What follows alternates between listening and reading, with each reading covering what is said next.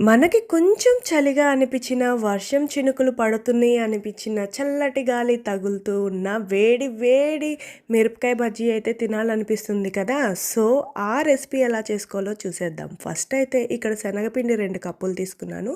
అర tea spoon ఉప్పు, పావు టీ స్పూన్ పసుపు, అర టీ స్పూన్ కారం, చిటికెడు తినే సోడా ఉప్పు అన్నీ వేసి బాగా కలిపేసుకుని, కొంచెం వాటర్ పోసుకుంటూ ఉండలు లేకుండా ఫస్ట్ తిప్పుకుంటూ మనం బ్యాటర్ అయితే ఇలా పర్ఫెక్ట్‌గా రెడీ చేసుకోవాలి. ఇప్పుడు దీన్ని ఒక గ్లాస్‌లోకి వేసేసుకొని పక్కన పెట్టుకోవాలి.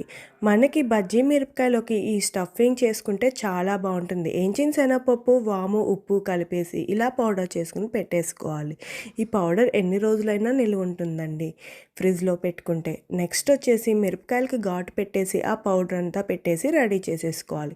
ఇప్పుడు వేడివేడిగా నూనెలోకి ఆ గాజు సీసాలో తీసుకున్న బ్యాటర్లోకి మిరపకాయ ఇలా ముంచి వేస్తూ ఉంటే మన బజ్జీ మిరపకాయలు పర్ఫెక్ట్‌గా వస్తాయి అన్నమాట.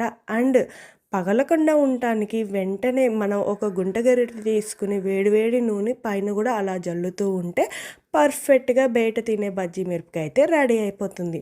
ఇలా ఉట్టిగా తినటం కన్నా కొంచెం ఉల్లిపాయల స్టఫింగ్ పెట్టుకుని పైనుంచి అలా కారం వేసుకుని అండ్ చాట్ మసాలా కొంచెం చిటికెడు జల్లుకుంటూ నిమ్మకాయ పిండుకుని తింటే ఉంటుంది. ఆహా! అనాల్సిందే.